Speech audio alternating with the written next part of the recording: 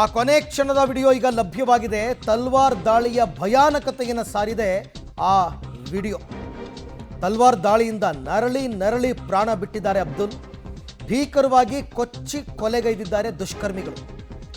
ಆಮೇಲೆ ರಕ್ತದ ಮಡುವಿನಲ್ಲಿ ಬಿದ್ದಿದ್ರೂ ಕೂಡ ಅಬ್ದುಲ್ನ ಉಳಿಸೋದಕ್ಕೆ ಕೊನೆ ಕ್ಷಣದಲ್ಲೂ ಪ್ರಯತ್ನ ಪಟ್ಟಿದ್ದಾರೆ. ಹಾಸ್ಪಿಟಲ್ ಕರ್ಕೊಂಡು ಹೋಗಿದ್ದಾರೆ. ಚಿಕಿತ್ಸೆ ಫಲಕಾರಿಯಾಗಿಲ್ಲ. ಬಟ್ ಆ ದೃಶ್ಯ ಇದೆಯಲ್ಲ, ನಿಜಕ್ಕೂ ಕೂಡ ಆ ಸ್ಪಾಟ್ ಹಾರಿಬಲ್ ನೋಡಿ. ಅವರ ಆರ್ತನಾದ ನಿಮಗೆ ಕೇಳಿಸ್ತಾ ಇದೆ ಅಂತ ಅನ್ಕೋತೀನಿ ನಾನು. ರಕ್ತದ ಮಡುವಿನಲ್ಲಿ ಬಿದ್ದಿರ್ತಕ್ಕಂಥ ವ್ಯಕ್ತಿ, ಕೊನೆ ಕ್ಷಣದ ದೃಶ್ಯಗಳು ಇದೆಲ್ಲವೂ ಕೂಡ. ಆ ತಲ್ವಾರ್ನಲ್ಲಿ ಅವರು ಹೊಡೆದಿರೋದು, ಚುಚ್ಚಿ ಸಾಯಿಸಿರೋದು, ಆ ಏಟುಗಳ ಭೀಕರತೆ ಸಾರ್ತಾ ಇದೆ. ಇದು ವೆರಿ ಡೇಂಜರ್. ನನ್ನ ಪ್ರಕಾರ ಇದಕ್ಕೊಂದು ಫುಲ್ ಸ್ಟಾಪ್ ಇಡಲೇಬೇಕು ಮಂಗಳೂರು ಪೊಲೀಸರು. ಇದು ಹೀಗೆ ಮುಂದುವರೆದ್ರೆ ತುಂಬ ಕಷ್ಟ. ಈಗ ಈತನ ಸಾವಿಗೆ ಮತ್ತೆ ಪ್ರತೀಕಾರ ಅಂತ ಹೊರಟ್ರೆ ಮತ್ತೊಬ್ಬ ಹಿಂದುವಿನ ಕೊಲೆ ಆಗುತ್ತೆ. ಅವನು ಯಾರೇ ಆಗಿರಬಹುದು. ಈ ಬಗ್ಗೆ ಮತ್ತಷ್ಟು ಮಾಹಿತಿ ನನ್ನ ಕೊಲೀಗ್ ಸುಖಪಾಲ್ ಅವರಿಂದ ಪಡ್ಕೊಳ್ಳೋಣ. ಸುಖಪಾಲ್, ದೃಶ್ಯವನ್ನು ನೋಡ್ತಾ ಇದ್ರೆ ಮೈ ನಡುಗುತ್ತೆ. ಆ್ಯಕ್ಚುಲಿ ಇದಕ್ಕೊಂದು ಫುಲ್ ಸ್ಟಾಪ್ ಇಡಲೇಬೇಕು. ಇಲ್ಲ ಅಂತಂದರೆ ಸಾವಿಗೆ ಇನ್ನೊಂದು ಪ್ರತೀಕಾರದ ಸಾವು ಅಂತಲೇ ಹೋದರೆ ನೆವರ್ ಎಂಡಿಂಗ್ ಅನ್ನೋ ಹಾಗೆ ಆಗ್ಬಿಡುತ್ತೆ. ಸೊ ಆ ಸಮಯ, ಸನ್ನಿವೇಶ, ಆ ಸ್ಪಾಟ್ ಏನೆಲ್ಲ ವಿಚಾರಗಳನ್ನ ಹೇಳ್ತಾ ಇದೆ ಅಂತ.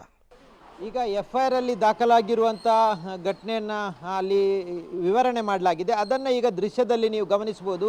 ಯಾವ ರೀತಿ ಹಲ್ಲೆ ಮಾಡಿದ್ದಾರೆ ಅನ್ನುವಂಥದ್ದು FIR ಅಲ್ಲಿ ನಿಸಾರ್ ಅನ್ನುವಂಥವ್ರು ಕೊಟ್ಟಿರುವಂಥ ದೂರಿನಲ್ಲಿರುವಂಥದ್ದು. ಅದರಲ್ಲಿ ಭೀಕರವಾಗಿ 15 ಜನ ಬಂದು ಹಲ್ಲೆ ಮಾಡಿದ್ದಾರೆ ಅನ್ನುವಂಥದ್ದು ಇತ್ತು. ಈಗ ದೃಶ್ಯದಲ್ಲಿ ನೀವು ಗಮನಿಸುತ್ತಿದ್ದರೆ ಭೀಕರವಾಗಿ ಹಲ್ಲೆ ಮಾಡಿದ್ದಾರೆ. ಅದು ತಲೆಗೆ ಮತ್ತು ಕುತ್ತಿಗೆ ಭಾಗಕ್ಕೆ ಭೀಕರವಾಗಿ ಮಾರಕಾಸ್ತ್ರಗಳಿಂದ ಹಲ್ಲೆ ಮಾಡಿರುವಂಥದ್ದು. ಅಲ್ಲೇ ಸ್ಥಳದಲ್ಲೇ ಸಾವನ್ನಪ್ಪಿರುವಂಥದ್ದು ಈ ರೆಹಮಾನ್ರವರು. ಅಷ್ಟೊಂದು ಭೀಕರವಾಗಿ ಹಲ್ಲೆ ಮಾಡಿದ್ದಾರೆ. ತಕ್ಷಣಕ್ಕೆ ಅಲ್ಲಿದ್ದಂಥ ಸ್ಥಳೀಯರೆಲ್ಲರೂ ಆತನನ್ನು ರಕ್ಷಣೆ ಮಾಡುವಂಥ ಕೆಲಸಕ್ಕೆ ಮುಂದಾಗಿದ್ದರು. ಅಲ್ಲಿಂದ ತಕ್ಷಣಕ್ಕೆ ಆಸ್ಪತ್ರೆಗೆ ಕಳಿಸುವಂಥ ಪ್ರಯತ್ನ ಮಾಡಿದ್ದಾರೆ. ಆದರೆ ಅಲ್ಲೇ ಸಾವನ್ನಪ್ಪಿರುವಂಥದ್ದು. ಆದರೆ ಈ ದೃಶ್ಯವನ್ನು ಗಮನಿಸಿದರೆ ಯಾವ ರೀತಿಯಾಗಿ ಕೊಚ್ಚಿ ಕೊಂದಿದ್ದಾರೆ ಅನ್ನುವಂಥದ್ದು ಗೊತ್ತಾಗುತ್ತೆ ಅರವಿಂದ್.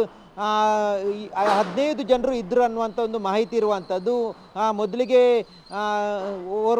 ಇವರನ್ನು ಕರೆಸ್ಕೊಂಡಿರುವಂಥದ್ದು ಈ ರೆಹಮಾನ್ರನ್ನು ಮರಳು ಸಾಗಾಟಕ್ಕಾಗಿ ಕರೆಸ್ಕೊಂಡಿದ್ದಾರೆ. ಆ ಬಳಿಕ ಅಲ್ಲಿ ಮರಳು ಅನ್ಲೋಡ್ ಮಾಡಿದಂಥ ಸಂದರ್ಭದಲ್ಲಿ ಈ ರೀತಿಯಾಗಿ ಏಕಾಏಕಿಯಾಗಿ ದಾಳಿ ಮಾಡಿದ್ದಾರೆ. ಅದರಲ್ಲಿ ಭೀಕರವಾಗಿ ಮಾರಕಾಸ್ತ್ರಗಳಿಂದ ಹಲ್ಲೆ ಮಾಡಿರುವಂಥದ್ದನ್ನು ದೃಶ್ಯದಲ್ಲಿ ಗಮನಿಸ್ಬೋದು ಅರವಿಂದ್.